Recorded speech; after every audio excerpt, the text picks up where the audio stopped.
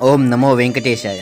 ఈరోజు మేము చేస్తున్న ఈ కార్యక్రమం కేవలం ఎంతోమంది ఆకలి తీర్చే అన్నదానం మాత్రమే కాదు, కనిపించకుండా పోయిన తన తల్లిని ఎక్కడుందో తెలుసుకొని తన వద్దకు చేర్చే చిన్న ప్రయత్నమే మా లక్ష్యంగా చేస్తున్నాం.